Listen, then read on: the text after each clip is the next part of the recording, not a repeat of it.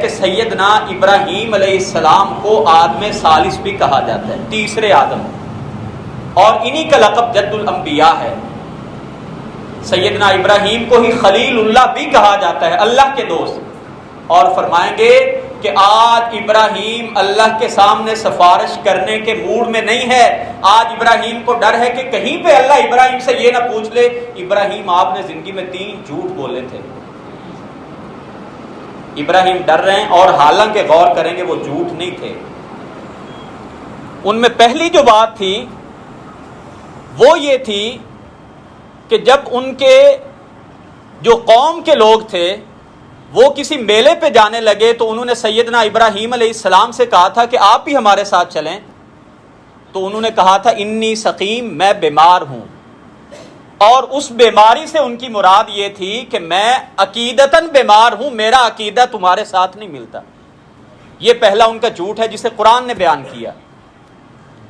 اور دوسرا یہ تھا کہ جب وہ سارے میلے پہ چلے گئے، سب میلے پہ چلے گئے، تو سیدنا ابراہیم علیہ السلام نے ان کے بتوں کو پاش پاش کر دیا، اور جب انہوں نے پوچھا یہ کس نے کیا ہے تو کسی نے بتایا کہ ایک نوجوان ہے جن کو ابراہیم کہا جاتا ہے۔ سیدنا ابراہیم علیہ السلام کو بلایا گیا اور پوچھا گیا کیا آپ نے ہمارے خداؤں کے ساتھ یہ کیا ہے؟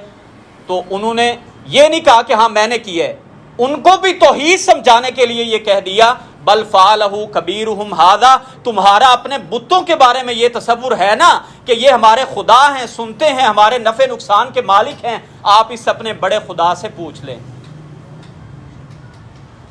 اور تیسری ان کی وہ بات بڑی معروف ہے کہ جب وہ ہجرت کرنے کے لیے اپنی بیوی سارہ کے ساتھ جا رہے تھے کہ راستے میں جو ایک جبار تھا، ظالم بادشاہ تھا، اور اس نے حضرت سارہ کو تنگ کرنے کے لیے ہاتھ بڑھایا، اور اس کا یہ اپنا ہی بنایا ہوا اصول تھا کہ جو بہن بھائی دونوں ہوتے تھے وہ ان کو تنگ نہیں کیا کرتا تھا اس خاتون کو، اور اگر کوئی میاں بیوی ہوتے تھے تو وہ اگر اس خاتون کو تنگ کرنا چاہتا تو چھیڑا کرتا تھا۔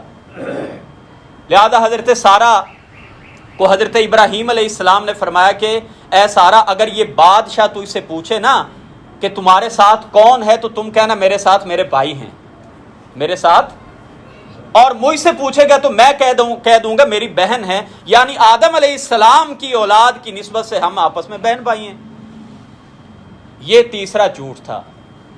گویا کہ 2 جھوٹ انہوں نے خالصتاً اللہ کے لیے بولے تھے، جھوٹ وہ بھی نہیں تھے، ان کے اندر بھی یہ معنی موجود تھا کہ میں بیمار ہوں، میرا عقیدہ تم سے نہیں ملتا۔ ایک روحانی بیماری ہوتی ہے، ایک جسمانی ہوتی ہے۔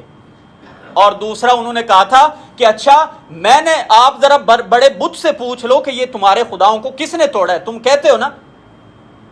ہاں، تیسرا جو تھا وہ اپنی عزت اور جان بچانے کے لیے تھا، اور اس کے باوجود سیدنا ابراہیم علیہ السلام ڈری جا رہے ہیں کہ آج اللہ ابراہیم سے یہ نہ پوچھ لے کہ ابراہیم آپ نے جھوٹ بولے تھے، آپ کو اتنا بھی زیب نہیں تھا۔ اور اب یہاں پہ ذرا 1 منٹ کے لیے رک کے اپنے آپ کے اوپر یہ جائزہ لیں کہ ہم تو جان بوجھ کے جھوٹ بولتے ہیں، اور بلکہ جھوٹ کے ساتھ جھوٹی قسمیں بھی کھا جاتے ہیں۔ تو اپنی اصلاح کرنے کی کوشش کیجئے۔